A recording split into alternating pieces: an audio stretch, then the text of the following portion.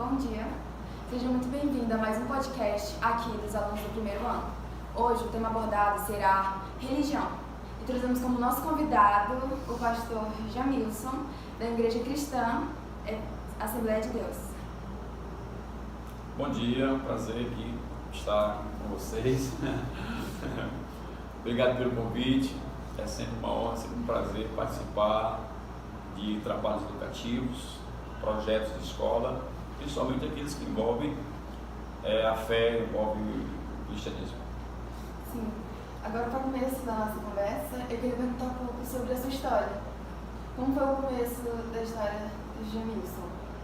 A história do Jamilson é uma história interessante porque eu sou de família de lavrador, né? Viemos de uma família bem simples, somos simples, graças a Deus. Olha, quando eu falo simplicidade, eu falo do tempo da minha infância, no interior muito pequeno, sem energia elétrica, e a coisa boa é que, de fato, eu tive uma infância, né? Brincadeiras que ainda hoje tem na minha memória, que não se vê mais, praticamente nenhuma delas acontecer em nossos dias. O senhor cresceu em um lar cristão, foi? Sempre. Eu tive a honra, eu considero assim um privilégio muito grande nascer em um lar cristão. Ou seja, os pais já guardam princípios cristãos que me induziram de forma educativa a um caminho que hoje ainda sigo. E agora por independência mesmo, né? Porque tenho convicção, tenho certeza que o melhor caminho mesmo para a gente ter uma vida saudável, tanto física, emocional quanto espiritualmente, é Cristo Jesus. E desde o começo, o senhor sempre pensou em ser pastor? Como foi que criou essa ideia de eu quero ser um pastor, quero administrar uma igreja? É interessante a pergunta, porque isso chega na fase da vida da gente como qualquer uma outra vocação, vamos dizer assim. Vocês são estudantes e têm um vasto caminho já percorrido, mas tem ainda uma grande estrada pela frente. Então, algumas coisas podem mudar na vida de vocês, como por exemplo chegar à vocação de ser de fato um profissional da área que vocês talvez tenham em mente, mas pode surgir uma outra coisa que vocês nem esperavam, mas de repente a vocação chega. Então, por eu ter nascido no lar cristão e ter tido esse acompanhamento, eu sempre procurei ler Bíblia e participar dos trabalhos da igreja com frequência e admirar o trabalho pastoral, admirar o trabalho de líder cristão, e acredito que foi isso que Deus colocou no meu coração, essa vocação, desde cedo, de me tornar também um líder cristão. E como foi esse início? Como foi o início do seu ministério? Começou sendo um missionário, né? Como sempre começa. Justamente, nós temos toda uma preparação. Você ingressa no ministério como auxiliar, passa a ser um diácono, que são os cargos estabelecidos na igreja, né? Você vai para o treinamento de ingresso, você precisa ter os cursos teológicos, você precisa ter um conhecimento bíblico teológico, precisa também ter um conhecimento, além do bíblico teológico, conhecimento também secular, né? Faz parte da formação de qualquer obreiro, qualquer pastor, cristão em si, né? Para assumir uma função em que ele vai liderar pessoas. Então, parte tudo do princípio de aprendizado da própria Bíblia, a palavra de Deus. Então, é um caminho. Esse cargo de líder cristão é preciso maior cuidado ainda como cristão. Ele já deve ter esse cuidado, né? Agora, sendo um líder, é um cuidado maior ainda para estudar, saber explicar. Com certeza, é o que eu acabei de dizer. A preparação de um líder, ela precisa ser feita, e claro, dentro de um parâmetro estabelecido com de fato preparação e regra, porque vocês são estudantes e nós sabemos que ninguém pode ensinar aquilo que não aprendeu.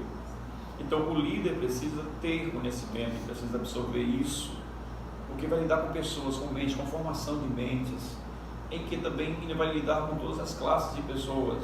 Da igreja vai ter crianças, vai ter adolescentes, jovens e adultos. Então esse conhecimento ele é necessário porque você vai lidar com todas essas classes de pessoas e precisa ensinar de forma correta a palavra de Deus para essas pessoas também permanecerem no caminho cristão. Me fale um pouco sobre o começo, de como foi, em qual igreja você começou? Sempre fui da Assembleia de Deus, né? Quando nasci, meus pais já eram da Assembleia de Deus. Aqui no Lago dos Rodrigues, você é de outra cidade, não era? Sim, eu nasci em Esperantinópolis, eu sou de lá, Esperantinópolis, né? Nasci na cidade de Esperantinópolis, interior, como eu já falei, pequeno, depois viemos para a cidade para estudar, nossos pais nos trouxeram para a cidade, e minha vida espiritual começou mesmo na cidade, né? No interior não tinha uma igreja, um templo construído, eram cultos esporadicamente realizados. Meu pai, inclusive, era o dirigente na época desse interior. Quando viemos para a cidade, ele auxiliou pastores, diversos pastores, e nos deu também a oportunidade de, acompanhando esses pastores, aprender. Como foi a sua chegada aqui em Lago dos Rodrigues? Eu posso dizer que a minha chegada em Lago dos Rodrigues foi uma bênção e uma escolha totalmente de Deus. Não tínhamos planos de sair de Esperantinópolis. Antes, pensávamos que nossa vida inteira seria em Esperantinópolis. Quando Deus nos chama para esse ministério, para assumir o cargo de pastor de igreja, eu acompanhava o pastor João Carvalho, pastor de saudosa memória, que já faleceu, e aí a convenção nos mandou para cá, para Lago dos Rodrigues. Eu vim com o pastor João, e com o falecimento do pastor João, a convenção mandou aqui a representação e nós ficamos no campo de Lago dos Rodrigues como pastor presidente. Então nossa vinda para cá foi, acredito, uma provisão, uma escolha totalmente de Deus. Pastor João, que é um antigo pastor aqui, que foi jubilado aqui na igreja, não? Sim, aí... Como foi o processo quando o senhor começou a ser pastor aqui da igreja? Foi o seu primeira oportunidade de ser um pastor oficial aqui? Isso. Eu acabei de dizer, o pastor João, ele era o meu pastor presidente, eu o auxiliava, que é uma prática comum da igreja, né? As igrejas de todo o Maranhão, ela tem sempre um pastor presidente, um líder que comanda toda a igreja e os departamentos, e precisa sempre de pastores auxiliares para delegar funções, dividir tarefas, na verdade. E o pastor João, quando chegou aqui, pouco mais de 1 ano e meio, ele adoeceu, e a igreja continuou aqui cuidando do pastor, e nós continuamos auxiliando, até que ele mesmo, o pastor João, viu que suas condições não davam mais para presidir, chamou ou oficiou a convenção a necessidade de jubilação, que jubilação é uma espécie de aposentadoria, né, dos trabalhos convencionais, e a convenção automaticamente nos oficiou como pastor presidente. Então posso dizer, respondendo a sua pergunta, que sim, Lago dos Rodrigues é o meu primeiro campo como pastor presidente. Como é que é trabalhar nesse campo, como você disse? Como é trabalhar? Quais são as maiores dificuldades? Com certeza. Todo trabalho, na verdade, a palavra trabalho, ela já indica essas dificuldades. Trabalho vai exigir sempre de você, se for na área secular, vai exigir conhecimento, né? E na espiritual principalmente. Mas na área, em termos geral, trabalho com a igreja tem suas dificuldades, porque nós lidamos com pessoas. Se tiver 100 pessoas, são 100 temperamentos, 100 cabeças diferentes. Se tem 200, principalmente, são 200 também. Então, trabalhar em igreja, primeiro é gratificante, porque você está ajudando a edificar pessoas, a formar mentes, a direcionar pessoas, né? Mas trabalhar, e não é só isso, trabalhar em igreja, você tem toda uma demanda de construção de templos, você tem toda uma demanda de assistência a crentes, tanto da cidade quanto das regiões rurais, né, das áreas rurais melhor, que são congregações construídas. Nós temos hoje um campo de Lago dos Rodrigues dividido em pelo menos 10 congregações no interior, né, e 3 aqui na sede. Então nós temos assim um vasto campo de trabalho. Então é sempre assim, delicado trabalhar com pessoas.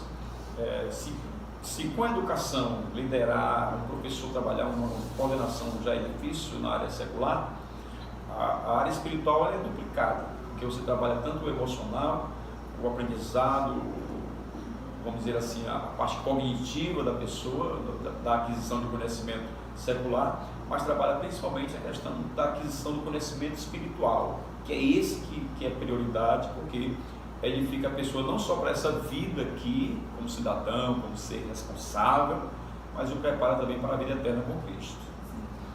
Falando sobre a igreja, a Assembleia de Deus que ministrava o Senhor, sempre vemos muitos projetos da igreja, com o jovem, com as irmãs, festivais que teve há um tempo atrás. Fale mais um pouco sobre isso, os seus objetivos, os maiores objetivos desses projetos. Os projetos, na realidade, todos os projetos que a igreja realiza, a igreja é dividida em departamentos. Nós temos departamento infantil, departamento de jovens, departamento de obreiros, círculo de oração, que no caso são as irmãs, e nós temos uma programação, inclusive uma programação vasta, com diversas festividades e também campanhas para a construção. Os festivais, na realidade, faz parte de um projeto de aquisição de valores para aplicação nas construções dos nossos templos. O Templo Central, por exemplo, foi um templo construído, principalmente fundamentado nesses projetos, na realização desses projetos. Além dos festivais, outros projetos que foram utilizados para a aquisição de valores para a aplicação na construção. E assim como fazemos na sede, fazemos também no interior. Todos os interiores, os dirigentes, missionários, pastores de área, trabalham com projetos para a construção, para assistência social. Nós temos também um trabalho de assistência social às pessoas carentes. Então, trabalhamos sempre com projetos nessa finalidade. Como é o preparo para um culto, assim, no seu dia a dia? Você sabe preparar um culto, como é que é? Na verdade, nós temos uma liturgia em todos os cultos. Nós temos uma liturgia e essa liturgia requer uma preparação antecipada. Por exemplo, primeira leitura da Bíblia, todo pastor, todo obreiro, ele precisa ter uma preparação bíblica. Ele vai escolher de acordo com a temática, o trabalho, que texto vai ser lido, vai estudar o texto, porque vai explicar para a igreja. Mas a igreja segue uma liturgia. O culto da Assembleia de Deus é um culto que começa com oração, louvores, ministração da palavra, e dentro dessa ministração, do ensino da palavra, há sempre um convite, um chamado às pessoas que estão ouvindo para que elas também se tornem cristãos convertidos, aceitam Jesus de fato e passem a viver uma vida de obediência, entrega a Ele. Então a preparação é essa. Ela é espiritual, mas também é física. Você se prepara espiritualmente, ora, consagra a sua vida, mas também tem toda uma ação física, é o seu ir mesmo, é você abraçar a causa, ler, estudar, se esforçar, ir para essa participação frente a frente, corpo a corpo, com cada um dos irmãos, tirando dúvidas, pregando a palavra. Então a preparação ela é tanto espiritual quanto física também. Sim. Aí, falando sobre jovens cristãos, esse público aqui, a gente faz podcast, é feito por jovens. E eu, sendo uma jovem cristã, enfrento muitas dificuldades. E é sempre bom ajudar, é bom lembrar que somos jovens, temos nossos desafios. E como uma jovem cristã, quais os conselhos que você pode nos dar ao público que nos está assistindo? Na realidade, o jovem cristão, como todo jovem, ele tem desafios grandes. Hoje o desafio do jovem, até mencionei na minha infância e adolescência, eu vou dizer que praticamente não tivemos esses desafios, né? Nós não tínhamos esse universo tecnológico. Como foi essa adolescência? A minha adolescência era brincar de bolinha de gude, era correr atrás de um outro colega, pega-pega, era brincadeiras como da bandeira, quem está me ouvindo é da minha idade vai lembrar disso, de esconde-esconde, cola-ajuda, tanta brincadeira, brincar no chão de peteca, de peixe, comer peixe, sei lá como era, uma brincadeira que era com um triângulo com uma pontinha aguda de um. Enfim, hoje não. Quando nós saímos da escola, as crianças já sabiam a brincadeira que a gente ia ter, todo mundo já trocava de roupa e corria para aquele lugarzinho para correr, brincar então. Hoje não temos mais isso, porque o desafio do adolescente, do jovem hoje é totalmente diferente, ele tem toda uma, vamos colocar assim, uma gama de conteúdos de adultos que está aberto para ele, que é adolescente, que talvez não tenha nenhuma mente ainda capaz de absorver aquilo. Então, o que é que o jovem hoje, o adolescente e o jovem cristão ou não, enfrenta como maiores desafios. É essa transição da sua adolescência para a juventude com um universo que ele ainda não está totalmente preparado para encarar. São coisas que que ele iria ver, por exemplo, só daqui a 8 anos ou 10, e ele está vendo agora, com 11, 12, com 13, com 15. E que isso traz à sua mente assim, um universo de perguntas, de indagações, de incertezas, que às vezes leva ele a assumir uma posição de independência antes da idade, antes do amadurecimento, antes dessa mente formada. Então, o que nós temos hoje, adolescentes desvirtuando, saindo por veredas que não era para ele andar, que se fosse em outro tempo ele não andaria, até porque elas não existiriam, e ele está enveredando por elas, esquecendo desse alvo, que parte do princípio, por exemplo, que a Bíblia diz, Efésios capítulo 6, versículo 3 em diante, que o princípio que vai levar o adolescente e o jovem a uma fase adulta, sadia, próspera, é o princípio da obediência aos pais, a Deus, às leis cívicas do nosso país. Então a dificuldade do jovem hoje é lidar com tanta informação, com tantas janelas abertas, lhe proporcionando uma liberdade que se torna libertina, né, ou uma libertinagem, e ele ser cobrado pelos pais ou pela igreja de que ele não pode cometer essas falhas, porque isso é contra a Bíblia, contra a família, contra princípios cristãos, mas ele vê uma multidão de outros fazendo, e por que ele não pode fazer? E a concepção do jovem é, então é porque meu pai não quer, ou porque a igreja não quer. Tem uma certa influência. Justamente. Um julgamento. Então, quando essas janelas, inúmeras janelas abertas, e que há uma proibição, ou da escola, ou da família, ou da igreja, para um adolescente que vê os outros fazendo e que realmente está sendo influenciado também a fazer. Eles querem fazer mesmo sem apoio da família. Isso, aí ele diz, não, mas eu não sou diferente, eu quero fazer também.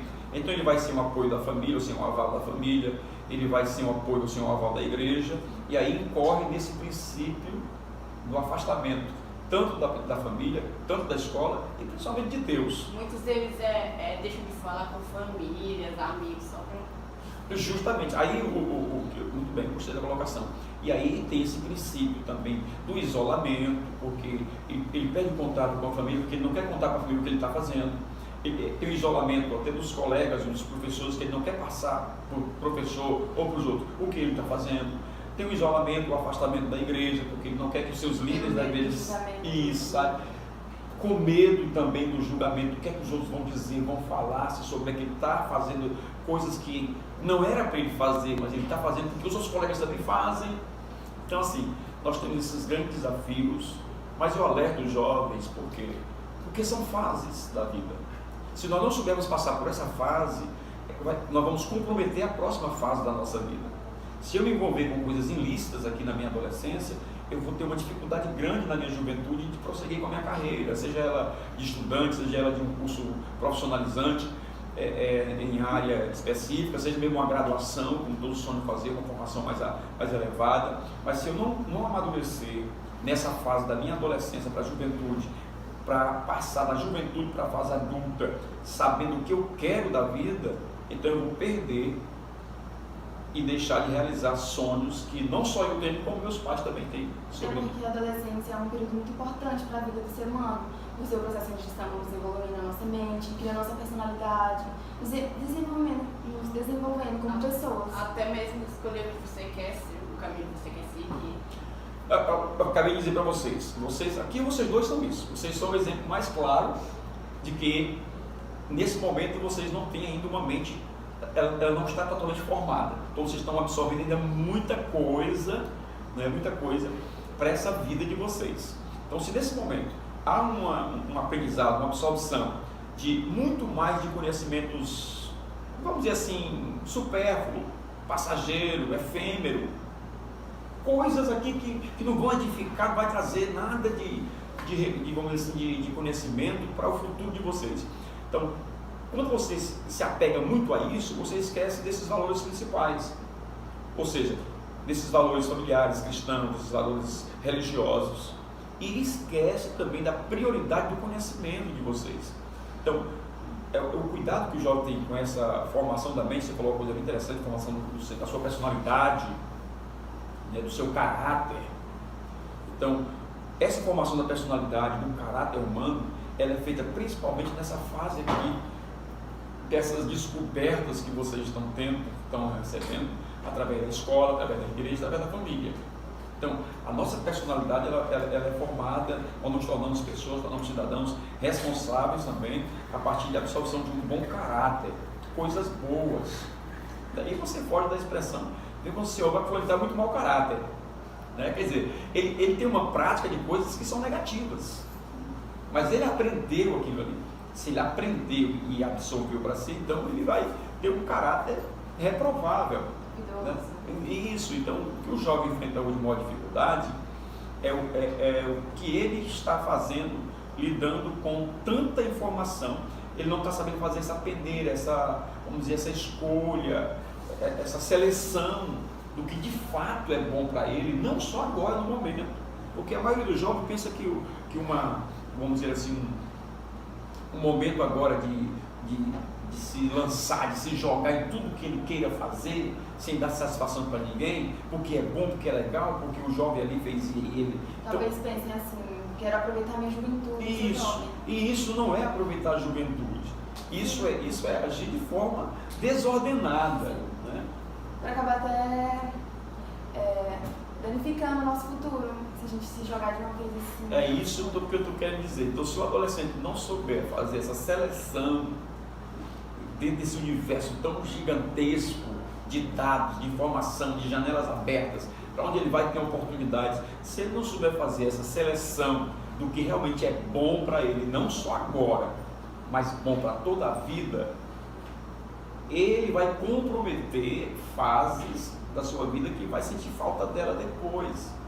Anos de escola perdido, laços de família quebrado, evasão tanto da escola quanto da igreja, no caso, no seu caso, uma adolescente cristã, assembleiana, que enfrenta suas dificuldades em permanecer dentro dos princípios cristãos. Então, quando a gente compromete uma fase aqui, que está relacionada à igreja, à família, à escola, você corre esses 3 riscos: quebrar os laços com a família, quebrar os laços com Deus ou com a igreja, e ainda evadir da escola, perdendo essa oportunidade de realização do sonho.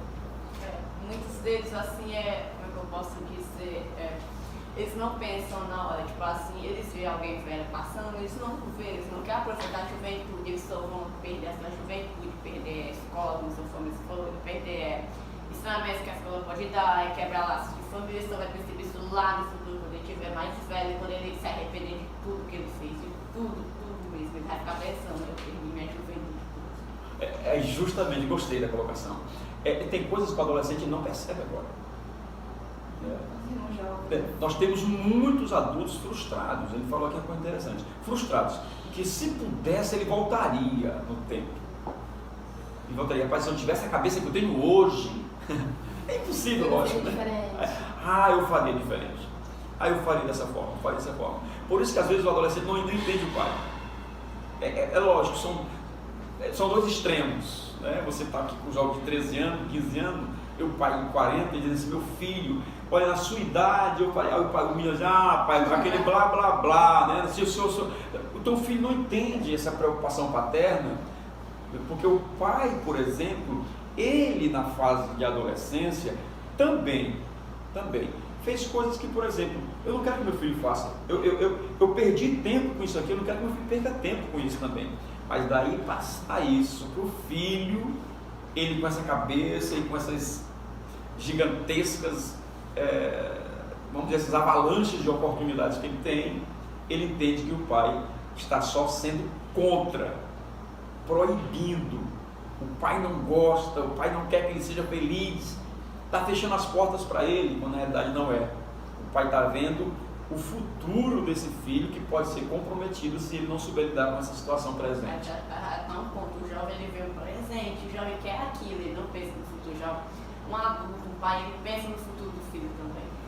Acredito que todos os pais, eu sou pai, tenho 2 filhos estudando, fazendo faculdade, eu sei que o desejo dos pais de vocês, de toda essa juventude que está nessa escola e nas milhares de escolas espalhadas no nosso país, o sonho dos pais é ver os seus filhos alcançando uma posição ou uma realização maior do que a dele. Maior do que a dele. Eu não quero que o meu filho passe pelas situações difíceis que eu passei. Eu quero que ele seja, vamos dizer, ele tenha mais oportunidades, mais bem sucedido, enfim. O que eu creio que os pais de vocês e de todos, o sonho deles é esse: é dar para o filho uma vida melhor que ele teve. Algo que ele não teve chance de ter. De fazer, por exemplo, eu não tive chance de fazer um curso tal, uma formação tal, mas eu quero que meu filho faça. Então eu creio que, e para a realização desse sonho, o pai sabe que ele tem que passar para o filho esses princípios de obediência, senão o filho vai quebrar a cara, vai fazer como ele aqui disse, vai se tornar um adulto frustrado, querendo que o tempo volte e o tempo não volta mais, vai ver os colegas se formando e ele atrasou. Deixa eu dar só um exemplo para vocês. Quando eu estudava, nós tínhamos uma turma de alunos e interessante. Tinha uns alunos desinteressados, naquela época já tinha alunos desinteressados. E aí nós estudando e tínhamos uns alunos bem esforçados e passamos, temos que reprovado. E anos depois, tendo o ensino médio, logo tendo o ensino médio, a carência era muito grande de professores, de pessoas da área da educação, e naquele tempo eu fiz logo também um ensino médio no magistério, e logo eu fui chamado para ministrar aulas no ensino médio, inclusive, ensino médio. E adivinha algumas caras que eu encontrei, né, no ensino médio, para ser meus alunos, os meus ex-colegas de sala de aula. E aquilo eu tirei como lição de vida. Aquele que não consegue lidar com situações, com oportunidades, ele não consegue filtrar isso, e ele se envolve, ele atrasa os seus estudos, ele atrasa a realização dos seus sonhos, e muitos não conseguem realizar mais o sonho. Porque dentre esses colegas que estudaram junto comigo, que eu dei aulas para ele depois do ensino médio, teve alguns que conseguiram ainda terminar o ensino médio e ingressar numa graduação. Mas eu tenho ainda hoje, que está vindo, colegas que voltaram mesmo para a roça. Eles voltaram lá para o interior, foi ajudar a família, lá casou-se, mora no interior, trabalha na roça, trabalha na lavoura, na agricultura, enfim. Não que isso seja uma coisa deplorável, né? Mas, por exemplo, ele estudou, então ele teve a oportunidade de mudar de vida, a situação econômica, né? Mas naquele tempo ele brincou muito e perdeu as oportunidades. Isso é interessante para o aluno, ele mesmo que ele não preste atenção na aula, ele vai na aula. Tem aulas que ainda dá tempo de mudar. Um aluno que tipo assim, na primeira série se comportava mal, não faz atividade, até agora respeitava a professora, toda a série da sala. Hoje em dia ele muda, hoje em dia ele está diferente, faz atividade, ele presta atenção na aula, respeita o professor. Os alunos ainda podem mudar, mas tem alunos que botam na cabeça, não dá mais tempo, eu vou continuar desse jeito, não vou mudar. Entendeu? Os que já fazem um esforço, mesmo com tipo assim, os pais também ajudando ele a mudar, filhos, isso é errado, então já ele vai seguindo os caminhos suspeitos, vai tentando prestar mais atenção no colégio, no futuro dele. Sim, até porque estamos no primeiro ano e ainda tem muitas chances de mudarmos, de evoluirmos e melhorar para podermos ter essas oportunidades. Hoje em dia, tipo assim, nesse primeiro novo ano, que é o Renner, a gente vai ter que escolher nossos empregos, os trabalhos que a gente quer ser o sonho. Tem um certo período de tempo. No primeiro ano você vai escolher até o quarto mês que você quer ser, pode mudar. No segundo ele já trabalha mais a fundo nisso. No terceiro é só isso que você vai ver, o trabalho que você quer seguir. Esse novo ensino médio nós escolhemos nossa profissão para trabalharmos isso até o terceiro ano. Muitas vezes tipo assim, pressionada a pessoa, quer seguir o caminho, o pai quer outro. Ou ela não sabe o que quer ser, o pai quer que ela seja uma coisa, ou ela não tem ajuda dos pais e de ninguém. Ela não quer ser, ela sabe o que quer que ela ser, ela não planeja nada, ela não sabe nada. Esse novo ensino médio trouxe essa abertura, que eu considero positiva, de trabalhar a questão do projeto de vida do aluno, de trabalhar que o aluno já tem em mente de se tornar futuramente, que profissional ele quer, e é bem válida essa colocação de vocês, e isso é lógico, que ela pode mudar. Eu falei no início, às vezes você tem um pensamento e você vai absorvendo conhecimento, vai simpatizando, vai sentindo aquele gosto, aquela alegria por outra área, você vai se apaixonando por aquele determinado curso e você muda. Mas o interessante mesmo é que cada jovem tenha em mente esse projeto de vida. Isso ajuda a manter-se cumprindo as regras. Volta à questão da dificuldade que o adolescente enfrenta hoje. Hoje a maior dificuldade nossa como ser humano é cumprir regras. A gente tem dificuldade, todos nós temos, de cumprir regras. Então, quando a escola impõe regras, o aluno acha que a escola, com essas regras, quer controlar o intuito. E alguns não aceitando isso, se tornam evadidos, né? Eles preferem sair da escola do que cumprir as regras.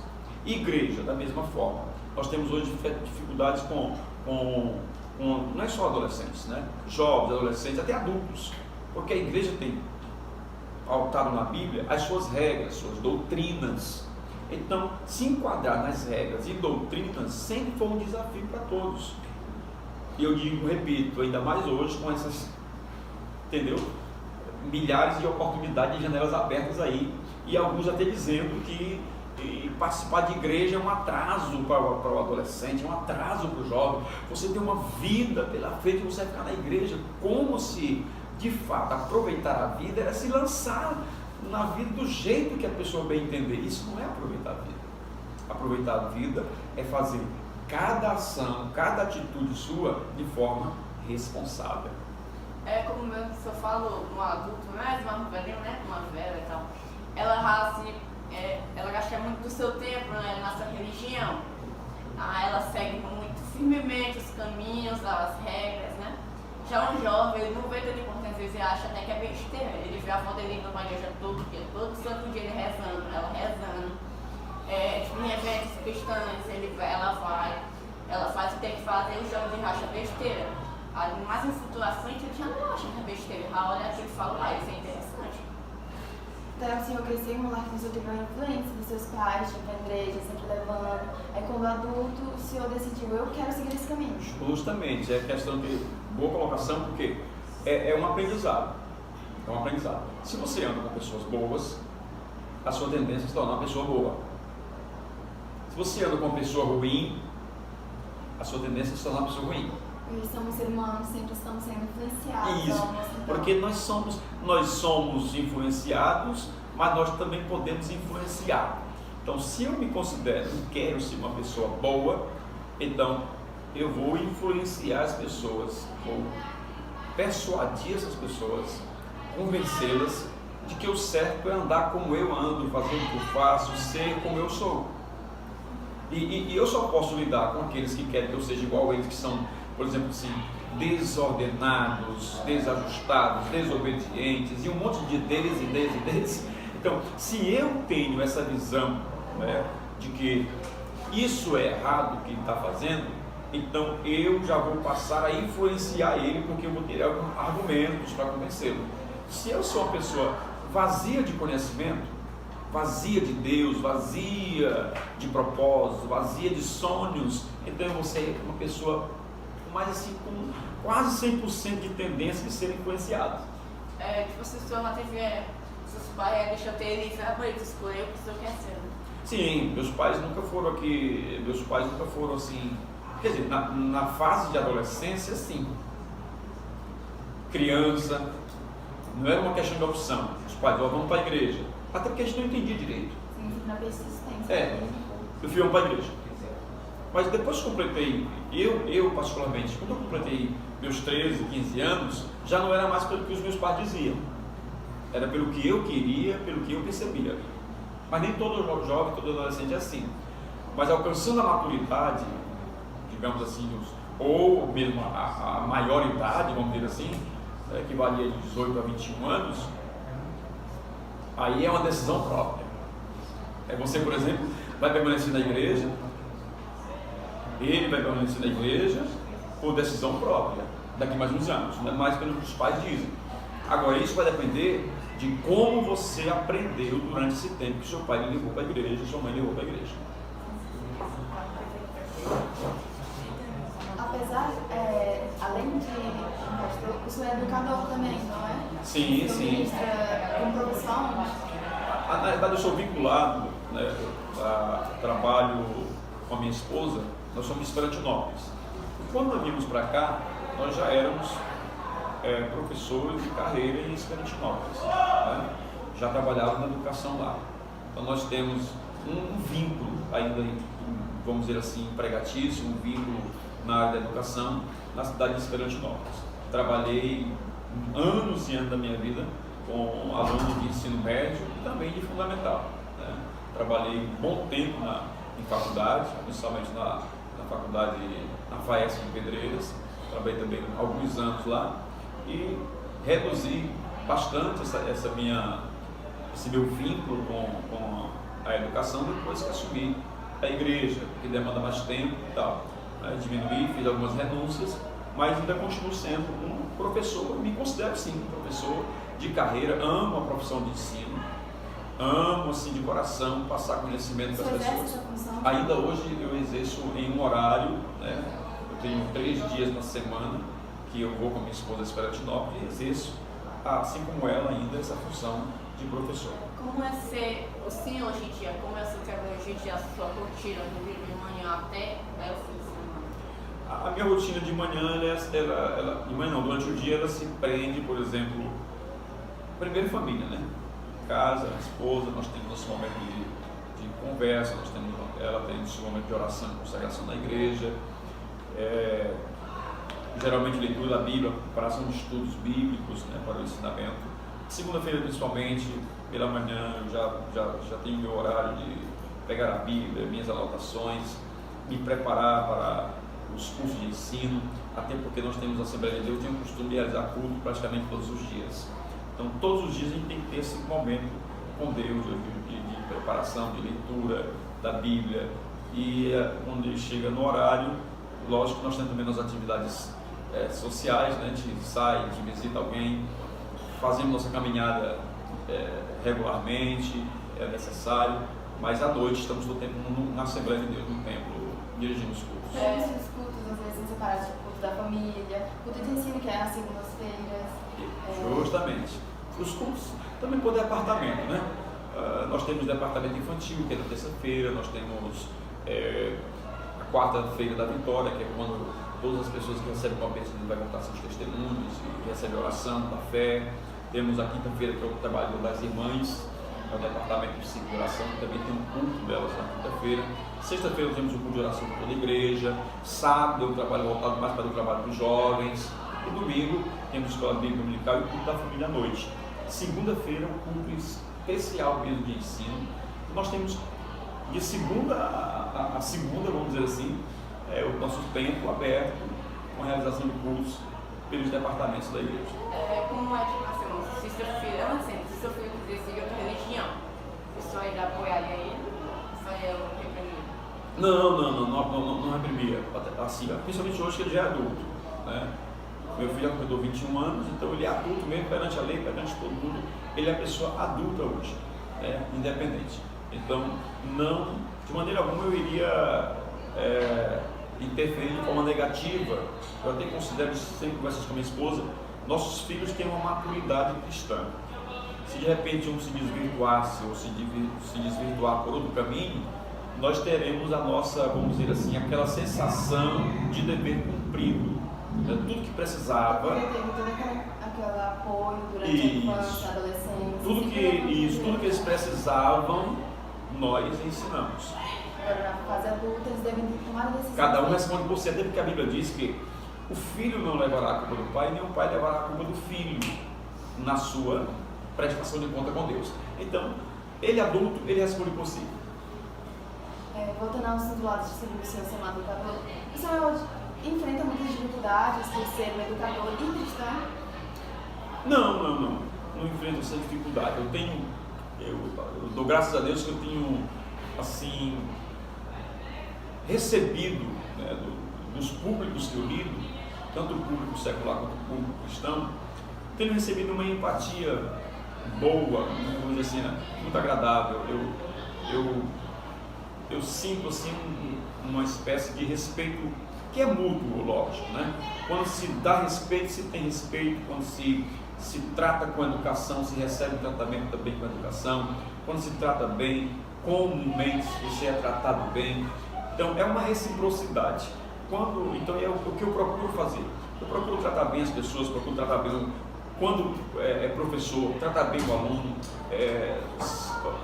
me preocupar com o aluno, conversar, se eu percebo que está um pouco disso, por que é que você está assim, vamos lá, vamos conversar um pouco. Então isso tem me dado, dentro desse espaço, tanto da área secular quanto da igreja, tem me dado essa alegria de ser bem tratado. Então não é tão difícil Não. separar esses dois mundos. Não, É não. possível viver em harmonia. É possível conciliar, que isso depende, lógico, de todo um processo de preparação, de você não confundir nenhum público, cada público com a sua, vamos dizer assim, com as suas normas, com as suas doutrinas, né? E a gente tem procurado honrar cada um dos nossos públicos de forma que eles, assim como eu, fiquem satisfeitos em estarmos juntos. E se você for um desafio com a sua religião, alguém reprimiu disso, ou se você for tipo racista? Preconceito. Disso ninguém escapa. Eu vou dizer que todas as pessoas, sejam elas religiosas ou não, em alguma área da vida, elas já sofreram um tipo de preconceito, né? Vamos dizer assim, alguém de forma direta ou indireta lança às vezes uma frase, né? Às vezes uma crítica camuflada, isso aí sempre existe, né? Alguém, por exemplo, dizer, ô pastorzinho, agora é o irmão, né? Essas coisas a gente lida com facilidade, encara com naturalidade, entendendo que isso é próprio do ser humano. O ser humano, ele é crítico por natureza, né? Nós somos críticos por natureza e nós somos tendenciosos também a agir de forma discriminatória diante de uma situação. Se a oportunidade não chega, a gente não, mas se ela chega, a gente é tendencioso a fazer. Então, cuidado, tanto como professor, o pastor, nós somos sujeitos a sofrer esse tipo de discriminação.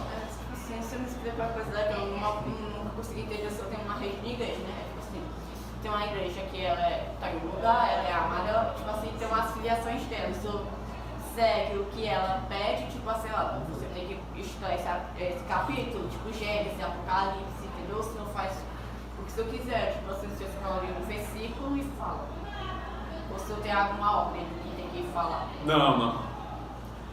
Nós não seguimos um padrão estabelecido pela nossa convenção, do que as igrejas devem estudar naquele dia, do que ela deve falar naquele dia, do que ela deve ensinar naquele dia. Não. A liturgia geral que nós temos o nosso livro é a Bíblia. A regra de fé e prática do cristão é a Bíblia. Então eu posso, nesse momento aqui em Lago dos Rodrigues, estar ministrando a passagem, ou estudando o livro de Gênesis. Irmãos, nós vamos estudar o livro de Gênesis esse mês, um exemplo. Enquanto a igreja vizinha aqui em Lago do Junco, Lago da Pedra, está estudando o Êxodo, está estudando o Apocalipse no final da Bíblia. Até porque nós comparamos que de Gênesis a Apocalipse, todo esse conteúdo bíblico, ele é edificante em qualquer lugar que se fale dele. Então, a igreja não segue aquela, digamos que o modelo aqui, e manda para todas as igrejas que naquele dia tem que estudar só aquele capítulo. Não seguimos uma regra, nós seguimos a regra Bíblia completa. Cada igreja é responsável por administrar o seu cronograma. Assim. Cada igreja é responsável por administrar o seu cronograma e a sua liturgia. Importante é que o embasamento desse cronograma, dessa liturgia, dos cultos, esteja pautado nas doutrinas bíblicas. E diante disso, viu, ajudando vocês, e diante disso, eu acrescento o seguinte, que é por isso que o estudo da Bíblia é importante tanto para os líderes quanto para os liderados. O que é que os líderes pedem? Que todos os liderados, todos os cristãos leiam Bíblia, até para fugir, por exemplo, de alguém que chega trazendo um ensinamento distorcido da Bíblia. Nós sempre temos um argumento para... Nós temos um exemplo, Paulo, quando ele esteve em Bereia, ele encontrou os crentes que eram chamados de bereanos, e os bereanos eram muito dedicados ao estudo da Bíblia. Então, quando alguém estava ministrando, o próprio apóstolo Paulo estava ministrando, os bereanos estavam aqui com o Pentateuco ou com a Bíblia na mão, e ele ministrava lá e eles conferiam aqui. Quando ele mencionava um texto, eles iam lá e diziam: deixa eu ver se está certo. Ainda hoje pregamos isso, ainda hoje dizemos: irmãos, leiam a Bíblia, porque você é assembleiano, você é batista, você é católico, você é isso, tudo. Mas se alguém chega contestando a sua vida cristã com uma outra coisa, então mostre pela Bíblia. Converse mostrando pela Bíblia. Nossa maior arma como cristã é a Bíblia. Ah, sem dúvida, a nossa maior arma como cristão é a Bíblia. E não é uma arma nociva à saúde física.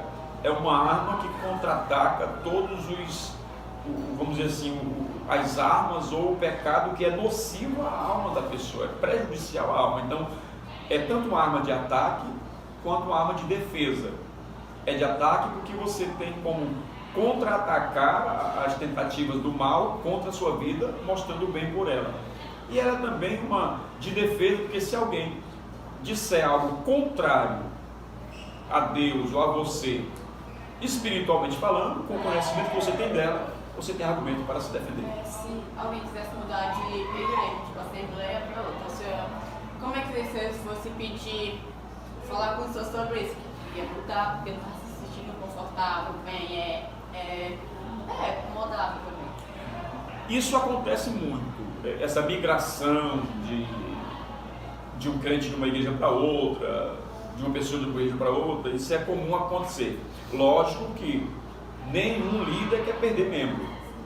Se você chegasse para mim hoje: pastor, eu não estou me sentindo bem assim na Assembleia de Deus, eu queria perguntar o que você acha de eu ir para a igreja tal, não vou mencionar não para não inferir aqui alguma coisa, mas para a igreja X, lógico que a minha primeira coisa seria: mas me diz o que é que está acontecendo, por que você não está se sentindo bem, no que você não está se sentindo bem, para que a gente possa contornar a situação. Entendeu? Mas dizer assim: não, você não pode, porque não, isso aí é uma decisão da pessoa. É porque em toda igreja você vai achar uma dificuldade. Porque justamente, eu gostei, em toda igreja você vai encontrar dificuldade. Por quê?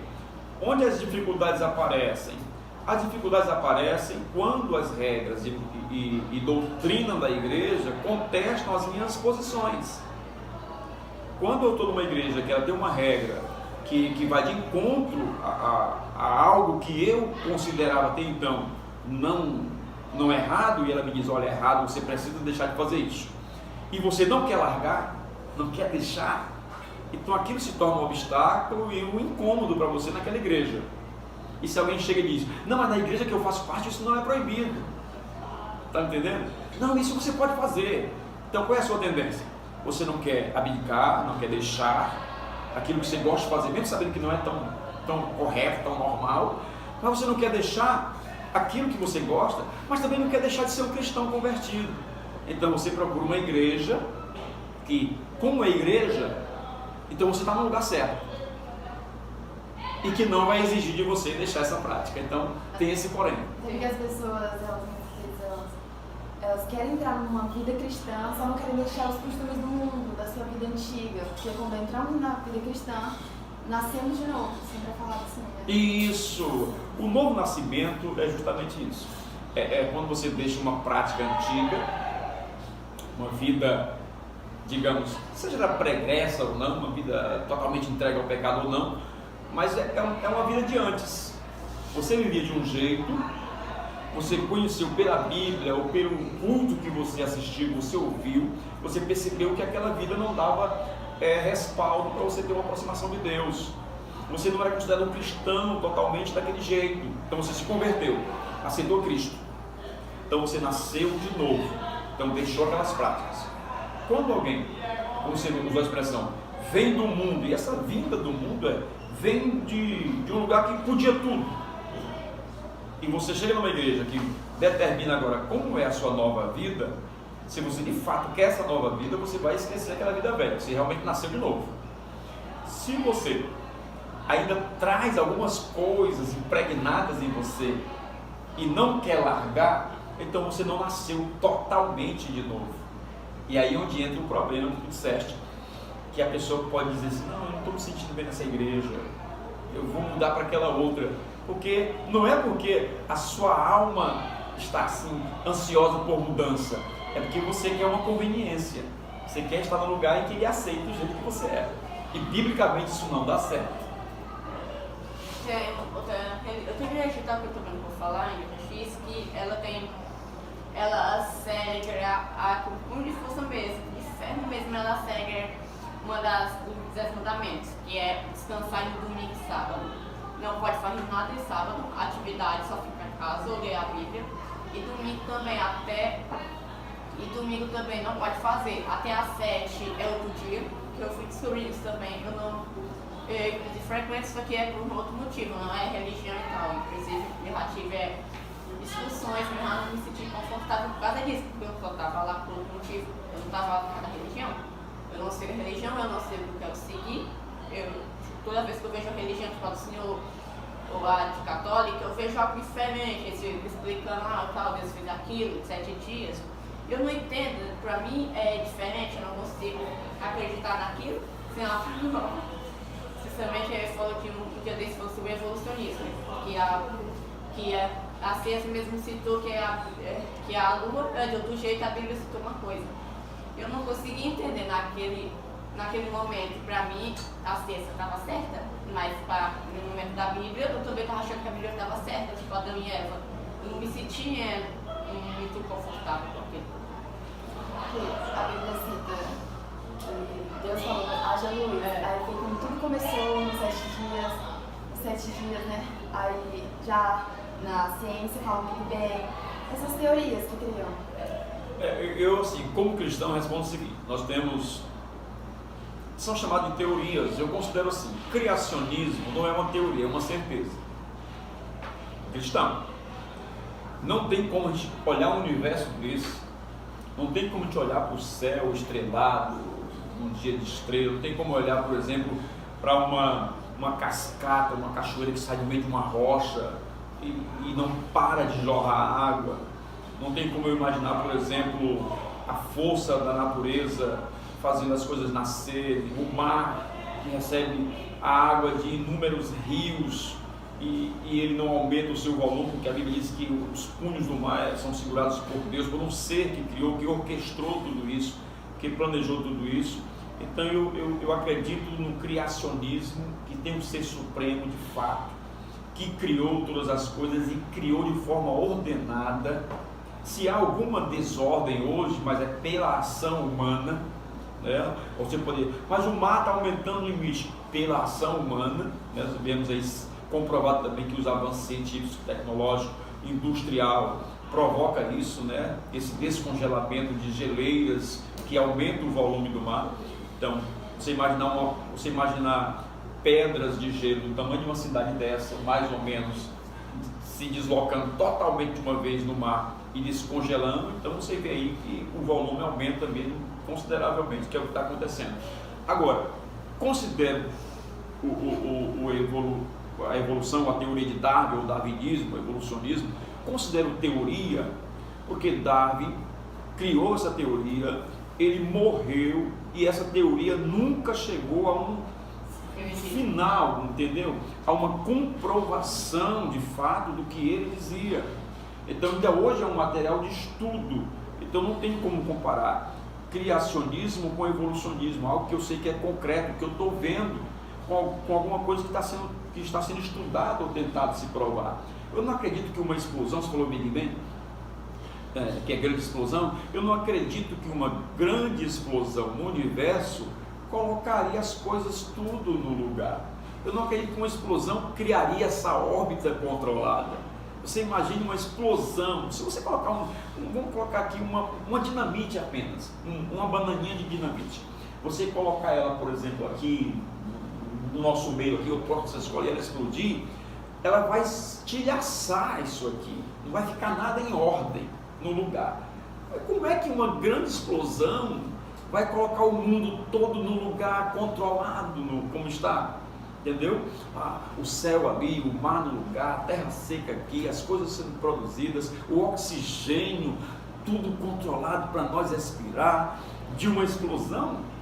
Então assim, vamos separar aqui. Eu, pastor João Milton, digo, há uma teoria evolucionista, mas há uma certeza que é o criacionismo. Sim, até porque podemos até ver que a ciência pode até explicar como aconteceu todo o processo que Deus criou o mundo. Muitas vezes pode ser isso. Até porque a ciência é dividida em pró e contra.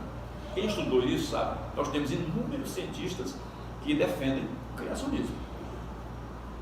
Entendeu? Então, dentro da própria ciência, já há essa divergência, criacionismo e evolucionismo. Diversos cientistas já aderiram e defendem com muita veemência a questão da criação, que existe um ser supremo. Eles já entraram nessa consciência de não tem condição de Darwin estar certo, apoiado numa evolução. Colocar aqui, por exemplo, Darwin colocou que a coisa evolui. Ele pegou aqui, por exemplo, vamos colocar aqui um pedaço de carne dentro desse copo aqui, vamos fechar.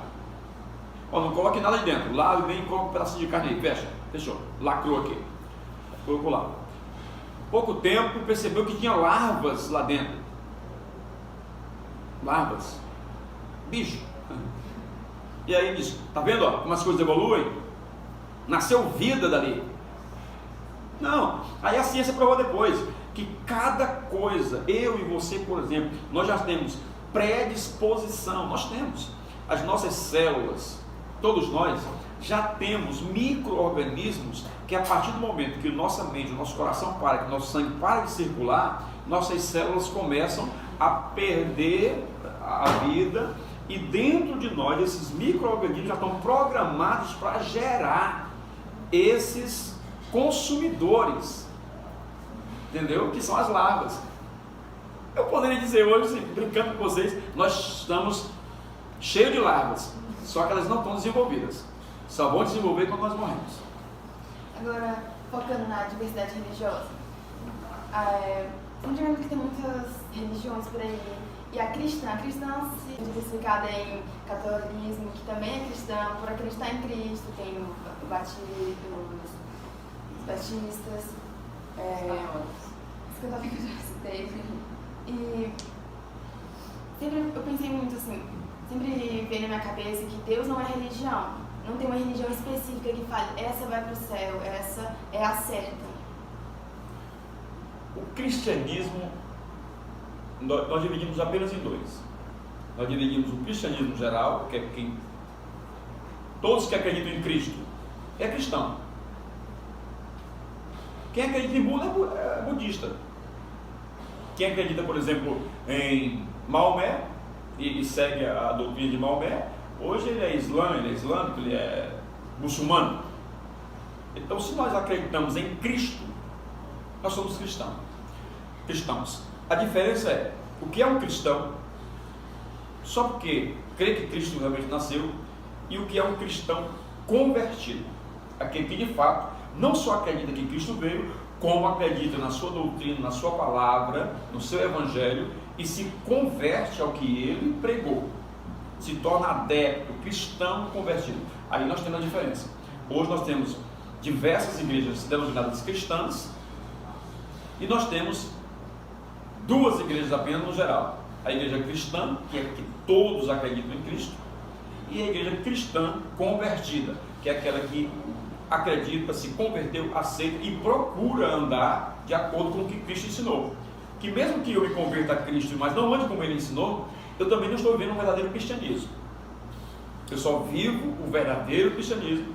Eu só sou de fato um cristão, como os cristãos de Antioquia, o que passaram na cidade de Antioquia foram reconhecidos. Foi lá que os cristãos foram reconhecidos pela primeira vez como cristãos. Eles passaram e as pessoas disseram assim: olha, esses aí são cristãos. E alguém perguntou, por quê? Porque eles se parecem com Cristo. Então, ser cristão não é só acreditar, é se parecer com Cristo, é fazer o que ele ensinou. Aí sim você pode dizer que é cristão. Querendo ou não, a religião é algo do bem quanto do mal. Que tem gente que usa a religião para cometer racismo. Eu já vi muitos casos, foi aqui no episódio quando mais na Fortaleza, que é tipo uma senhora tal, ela usou da Bíblia para cometer racismo. E querendo ou não, o racismo ele é algo de outro lugar. as pessoas só usam a religião, ponto. Não usam o racismo também. Tipo assim, tem religiosos que não Utilizam da Bíblia. saudavelmente. Tem gente que utiliza a Bíblia fortemente. Filho não pode fazer isso porque vai pro inferno, que isso que está na Bíblia. Tem gente que usa os 10 mandamentos certos. Não tem gente que usa ele mesmo, tipo, como que tá lá. Porque a pessoa não pode sair. Tem filho, tem pai e mãe que não deixa o filho fazer algo e tal, porque acha que vai pro inferno. E bota outras coisas nisso, tipo assim, um filho só escuta uma música. A música não vai mudar ele só tá ouvindo aquilo. Ele já falou, essa música não vai me mudar, essa música é só porque eu tô gostando. Aí tem mãe, pai, vovô que usa disso, isso aqui é do cão, isso aqui é do inferno, isso aí vai errar você pro inferno, isso vai fazer você usar essa drogas, vai você escutar essa música. E tem gente que utiliza disso pra Bíblia, tem gente que, só porque a Bíblia não tá falando que isso é errado ou certo, ela acha que vai pro inferno. Porque muitas vezes as pessoas utilizam da Bíblia para cometer preconceito, racismo, um certo comportamento ruim. Utilizam da Bíblia para justificar aquilo. Na realidade, hoje, vamos colocar assim, no contexto atual, tudo que a gente vai falar, a gente tem que ter cuidado, tem que se policiar, porque nós temos, por exemplo, uma sensibilidade muito grande na nossa sociedade de entender que tudo que a gente fala pode ser enquadrado dentro de algum desses, vamos dizer, dessas fobias, vamos dizer assim, né? Vamos dizer, as fobias aí, que a palavra preconceito quase não é mais utilizada, tudo agora é fobia. Então, a gente tem que ter cuidado com isso. Quando ele falou a questão de utilizar a Bíblia, nós sempre tivemos em todas as classes sociais radicais, né? Radicalismos. Agora, o que eu preciso esclarecer aqui é que, quando eu digo que uma prática de determinada pessoa é errada, e eu consigo ver na Bíblia que de fato a Bíblia mostra que essa prática é errada, e eu digo para o jovem da igreja que é errado, para o filho que é errado, isso não é racismo, isso não é preconceito, isso é ensinamento, porque ele está numa igreja, ele está num segmento que proíbe essa prática. Vamos colocar aqui, se eu tenho dentro da igreja uma gama de músicas evangélicas que o jovem pode ouvir porque vai edificar sua vida espiritual, e de repente eu vejo que ele está com o seu celular armazenado, cheio de músicas que fazem apologia a doutrinas e ensinamentos que são contrários ao que ele aprende na igreja, qual é o meu dever como líder? É alertá-lo. É dizer, meu filho, essas músicas não fazem parte do seu perfil, não faz parte do seu convívio. Então você vai, com essas músicas que não faz parte da sua igreja, você vai substituir as músicas que fazem parte da sua igreja. Ao invés de trazer edificação e defender que a apologia é defesa, você vai deixar de fazer uma apologia à igreja que você serve, para fazer uma apologia, por exemplo, a uma segmentação que, de forma indireta, está induzindo você a desacreditar naquilo que você aprendeu. Então, o cuidado é esse, é você ensinar de forma correta. A repreensão, ela, biblicamente, ela é um caminho. Agora, ela precisa ser aplicada de forma correta, para que a pessoa não entenda de que aquilo ali é uma coisa própria do líder ou da igreja. Não, você está dentro de uma igreja que está lhe ensinando, e que se você sair por esse caminho, você pode desaprender aquilo que você aprendeu desde cedo. Okay? Porque nós cristãos devemos sempre orientar e não julgar as pessoas, porque são os pecadores também, né? Sim, é a nossa maior arma sendo a Bíblia, temos sempre que estudar. É orientação, não é? É orientação. Eu não sei se vocês já perceberam que a Bíblia, ultimamente, ela tem sido atacada, né? Por que a Bíblia tem sido atacada? Ou seja, você olhar uma palavra, um livro, vamos dizer que é o recorde, né, que nenhum outro livro consegue alcançar. A Bíblia sempre foi, séculos e séculos, o livro mais vendido, mais estudado, mais lido, mais debatido de toda a história humana, e ela nunca foi alterada, nenhuma vírgula, nenhum ponto do seu conteúdo original.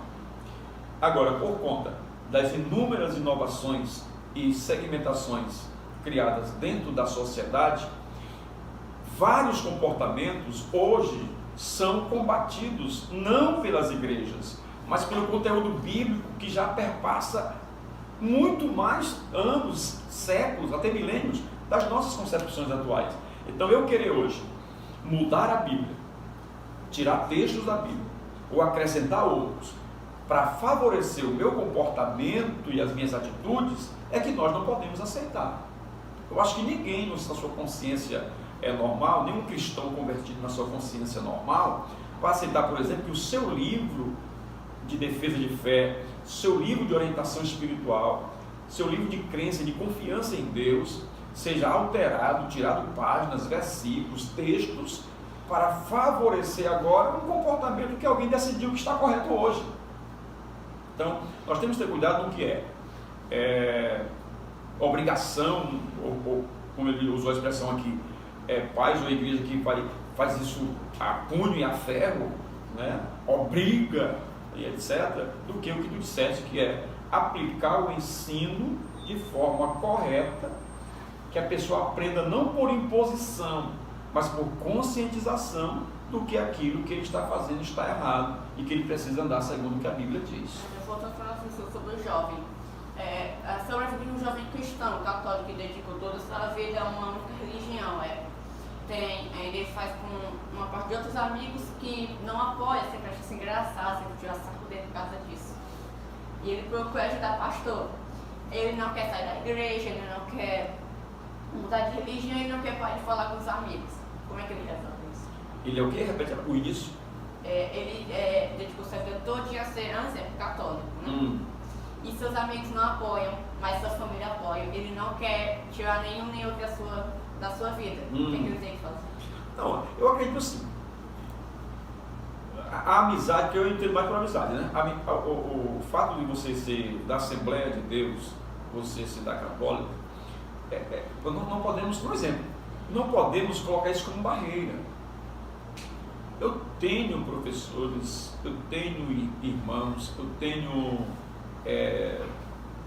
adolescentes, jovens, que são meus amigos. Eu me sinto bem conversando com eles. Tem pessoas da minha, vamos dizer assim, desse quadro de conversas, eu vou dizer que eu tenho, e trato isso com naturalidade. Tem pessoas que têm uma vida social hoje diferente da minha, totalmente diferente da minha, né? Digamos que ele é católico. Tem outros que dizem que é católico e é homossexual. Tem outra que diz que é católica, mas é lésbica. Eu com naturalidade converso com essas pessoas e não excluo essas pessoas do meu convívio. Entendeu? Não excluo. Elas decidiram viver assim, elas decidiram pertencer a uma igreja, respeito.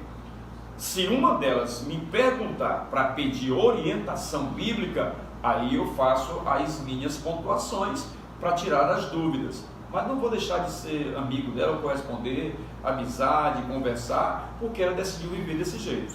Se ela me perguntar se essas práticas estão certas ou não biblicamente, eu ensinarei. Mas não vai me interromper de ser seu amigo, porque eu vou decidir ser o que você é. Depois dessa longa conversa, tem alguma mensagem que você queira deixar para os nosso público?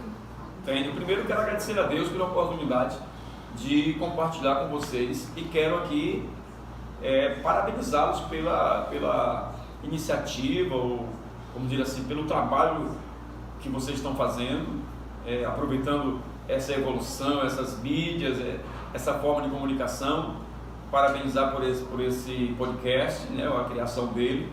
É uma forma muito eficaz de alcançar muita gente, com debates interessantes, com temas interessantes, e agradecer essa minha vinda aqui e incentivá-los, né, a continuarem criando meios de educar tanto a vocês que estão produzindo, porque vocês se prepararam para isso, tiveram que estudar, tiveram que dedicar tempo, então isso é bom, e estão passando para outros colegas aí do primeiro ano, que quando a gente quer, a gente faz, né? Quando você quer, quando você se lança um desafio, você consegue fazer, você consegue produzir. Então também agradecer a oportunidade de aqui apresentar a minha vida, né?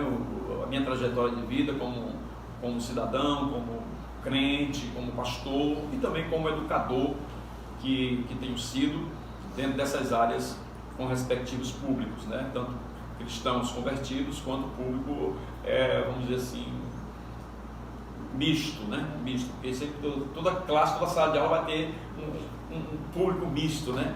Vai ter ali, então lidar com esses públicos nunca foi fácil, mas é interessante. Então quero agradecer também, dizer a todos que estão conosco, que procurem sempre a maturidade, não importa a idade que você tem. 12 anos, procure a maturidade. Como é que eu alcanço? Me colocando sempre aos pés de Deus, lendo Bíblia, praticando as coisas boas, lendo um bom livro. Procure sempre um bom livro para ler, porque a maturidade independe da idade. Você pode ter 12, 13, 14, 15 anos e ter uma mente aí de alguém de 20, 25, ou seja, uma mente que já sabe o que é da vida e que não se envolve com coisas erradas. Às vezes até o momento existe que você tem um amadurecimento. Isso, então o seu amadurecimento, quanto mais rápido ele chegar, melhor para a sua vida futura, para a sua vida profissional, tá bom? Um abraço e que Deus abençoe a todos em nome de Jesus. Você ter aceitado nosso convite. Muito obrigada por ter dado uma aula aqui sobre religião para nós. E muito obrigada pela sua atenção. Esse foi o podcast de hoje.